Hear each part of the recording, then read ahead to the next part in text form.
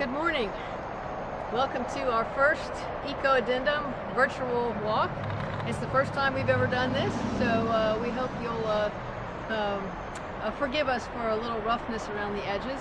I'm Catherine Kolb, and I'm the director of Eco-Addendum, or Eco-A as we call ourselves. And I wanted to introduce you to a walk that we wanted to do, but since we can't gather right now, with Susan Edwards, who is an herbalist.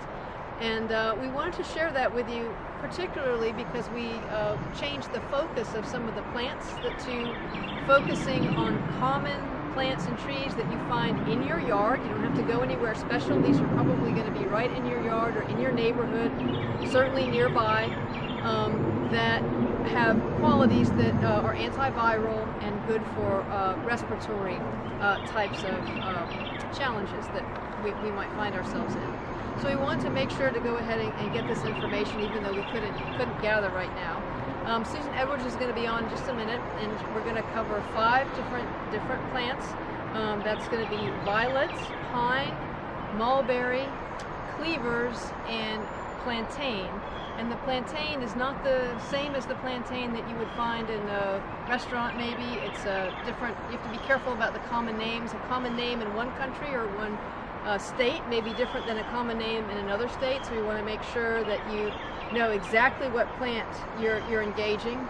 But in any case, these are things that are very common, found in our yards, and it's no problem if you pick them. They're not rare or anything like that. In fact, some of them you might want to reduce the amount of them in your yard. So anyway, Susan will be coming up soon about that, and just as a reminder, anytime you're picking to eat or to use medicinally any plant, make sure you know exactly that you're certain, 100% certain that that's what that plant is. Most of the plants that we might encounter, if you got the wrong one, it might make you sick. But there are a few that if you take a few bites, and some of those we have commonly around in our yards, it could kill you, so we don't want that to happen. So make sure that you know if this is a good introduction. If you are familiar with these plants, you'll probably find them very easy to locate.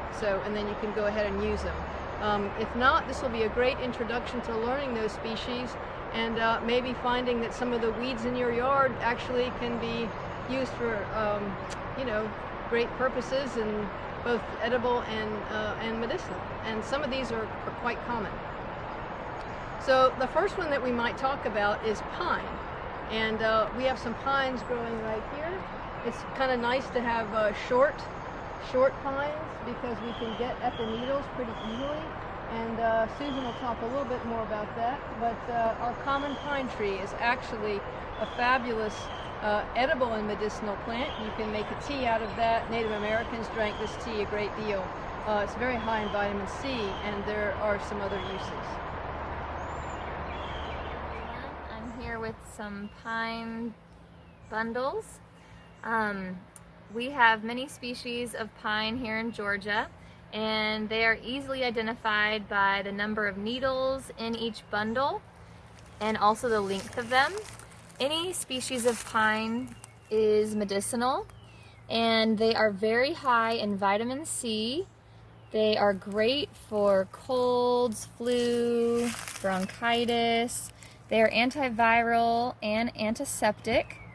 You can make an easy pine tea by finding a bundle of green pine needles. Usually under any pine you'll see some little dropped green bundles of green needles on the ground throughout the year, and you can harvest them.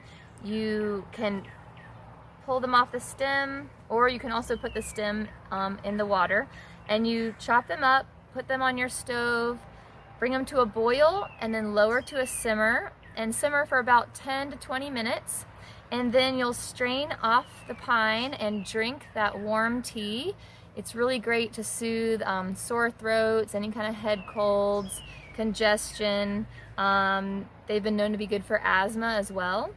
And they can really help your body heal itself when it comes to those kind of ailments. They are also great at promoting circulation, so they help you get more oxygen to your lungs by circulating your blood and encouraging that.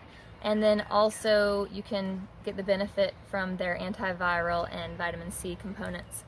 You can make a tea, or you can also make a tincture, an easy tincture. You can gather pine tops for this, and then there's new growth now in spring, and you can gather the pine tops, but also just the pine needles, the green pine needles, and some of the twigs. Even the pollen bundles are fine. And you can put them in a jar and let them soak. Pour vodka or rum, anything 40% alcohol or more, over it. And then after about a month, you'll shake it once a day, and then after about a month, you'll strain off the pine and preserve the alcohol that's now infused with all of the pine benefits. Hello, I'm Susan Edwards, and I'm here with violet, common blue violet. We have different species of violet here in Georgia. Some can be purple like this, some have more of a white and purple combination. These can be used medicinally. The leaf is heart-shaped with serrated edges, and they grow just low, herbaceous on people's lawns. And they are a really great herb for helping release emotions, helping to get a cough out.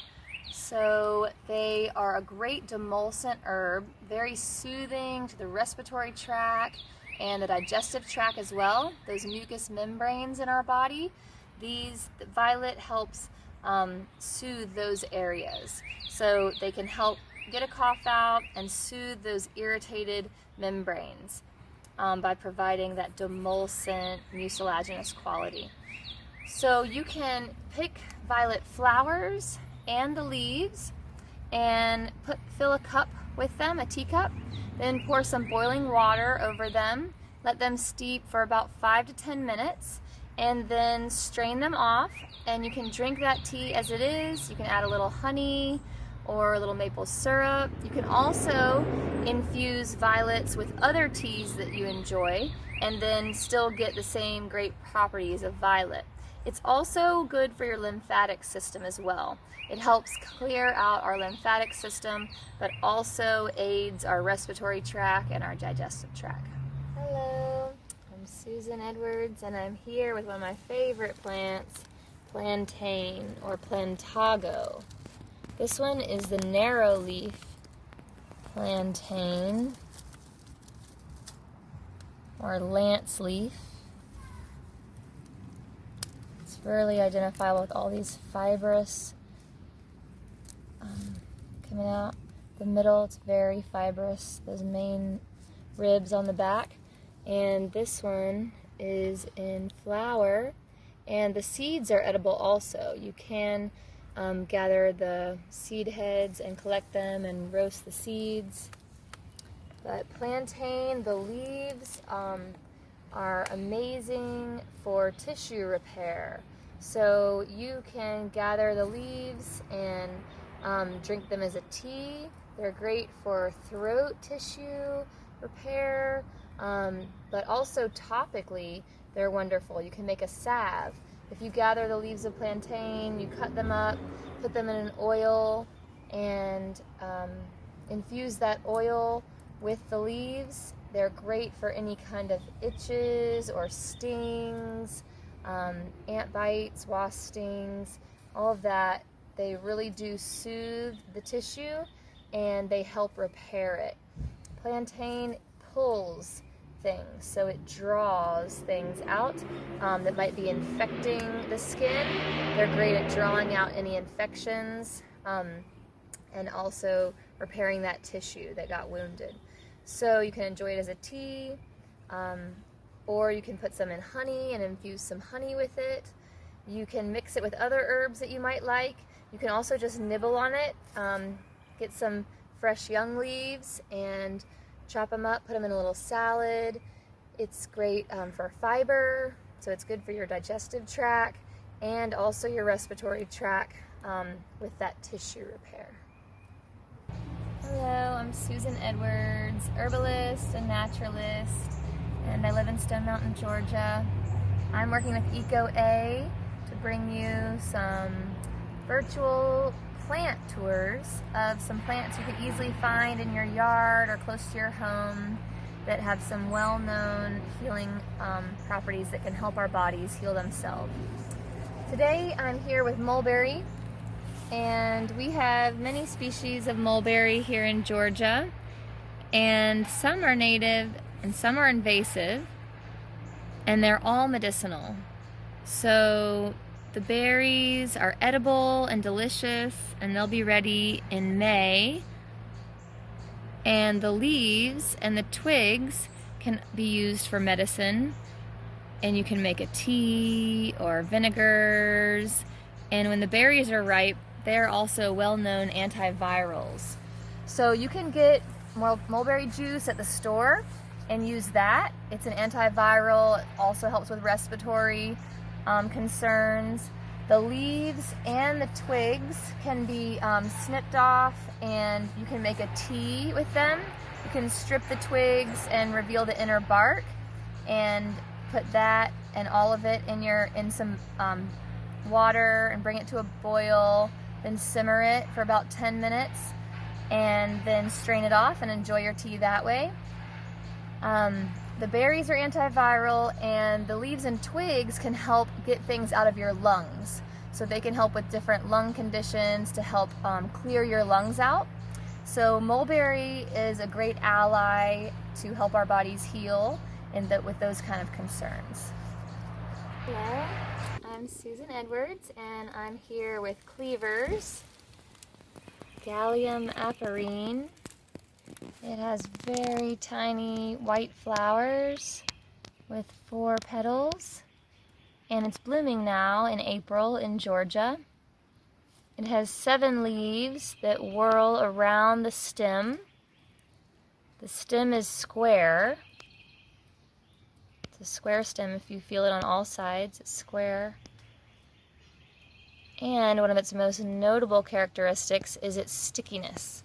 So it'll stick readily to your clothes. Children love it. They can wrap up bundles of little wildflowers, wrap it in cleavers, then stick it right to their clothes. It sticks to itself, it's very much like a Velcro. But it is a wonderful herb for your lymphatic system. It is a blood cleanser. It helps clear out any kind of buildup that your lymph has collected. Whenever you're sick, it can just help clear that blood and cleanse any of your lymph area. It is a cooling herb, so you can drink it as a tea to enjoy its lymphatic properties, and also it can help cool down a fever. If you were to make a tea out of it, you would put some cleavers, the tops, these stem tops, all of this, the flower, in a cup. Pour some boiling water over it, steep it for about 5 to 10 minutes, then strain it off. And if you wanted to cool down someone, you could cool that tea, and then they could sip it, and it's a nice cooling herb. It's also a diuretic. It helps clear out the waters in our body. And you can also soak this, the plant in oil. You can choose olive oil or sunflower oil, and you can chop up this plant, put it in some oil in a jar, cap it, keep it for about a month in there, shake it once a day, and then strain out the herb after a month and keep that oil, and you can rub that oil on topically, and it can help reduce swelling in certain parts of the body if you have some swelling. So it's nice to help lymphatic topically, but also internally as well. For joining us. We hope you've enjoyed our first video walk. Please, if you have enjoyed it, like us on Facebook and Instagram. You can also visit us on our website. Leave us a comment there. That's Eco-Addendum.org, which is ECOADDENDUM.org. And hopefully we'll be able to walk again soon. You can go to our website, look for the walks that we have coming up, and we hope you'll join us again soon. Thanks so much.